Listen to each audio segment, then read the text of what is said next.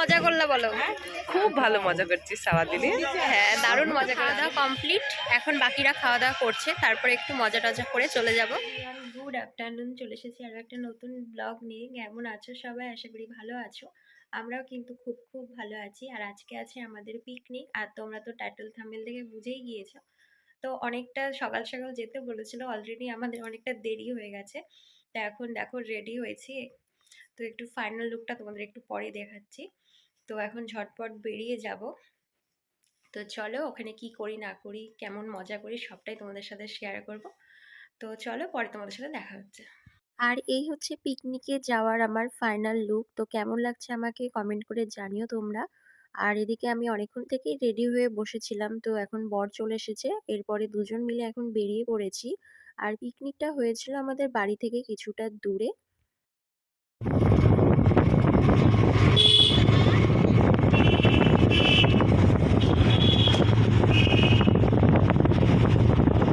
থাকে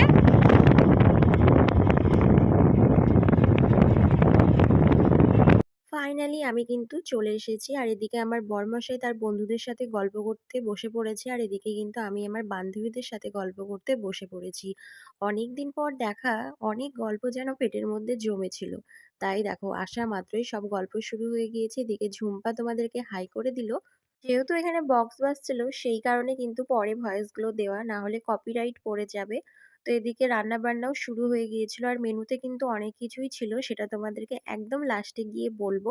তো আমরা কিন্তু পিকনিক করছিলাম আমবাগানে, রাস্তার ধারে। তো তার পেছনে কিন্তু একটা মাঠ ছিল, সেই মাঠে এখন দেখো সবাই মিলে যাচ্ছিলাম একটু ছবি তুলতে আর রিলস বানাতে।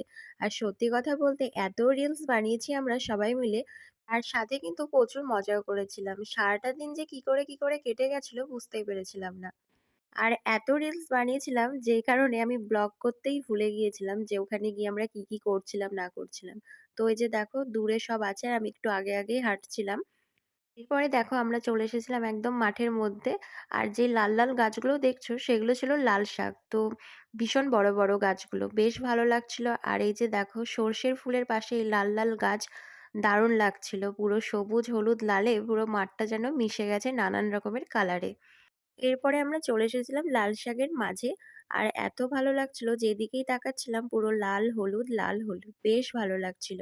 তো এখন দেখো আমরা চলে যাচ্ছিলাম পিকনিকের ওখানে, যেহেতু রান্না বান্না হয়ে গিয়েছিল তো আমাদেরকে সবাই ডাকছিল। তো অনেকক্ষণ ছিলাম মাঠের মধ্যে, ওই যে তোমাদেরকে বললাম রিলস করছিলাম, তো রিলস করার জন্য আমি ব্লগ করতেও ভুলে গিয়েছিলাম। তো এরপরে দেখো প্রথমেই বাচ্চাদেরকে বসিয়ে দেওয়া হয়েছিল খাওয়ার জন্য। তো এদিকে ঝুম্পা আর মামন ওদের ছেলেদেরকে এখন খাইয়ে দিচ্ছিল। বলো পিকনিক করে কেমন মজা করছো? সুন্দর সুন্দর নাইস। কি পিকনিকে এসছি, গান বাজে না? গান বাজবে, দাঁড়া ওয়েট। গানটা তাড়াতাড়ি বাজাও।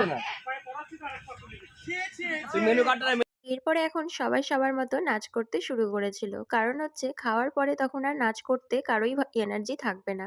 সেই কারণে দেখো খাওয়ার আগ দিয়ে সবাই শুরু করে দিয়েছিল নাচ, আর আমরা কিন্তু বসে বসে নাচ দেখছিলাম।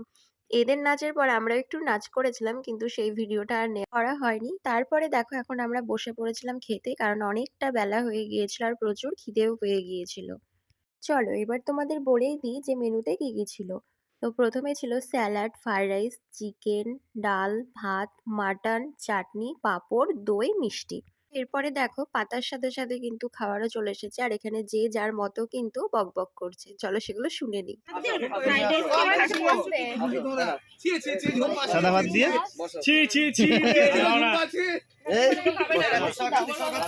বন্ধু খাচ্ছে না। এই শুভ সাদা ভাত দে।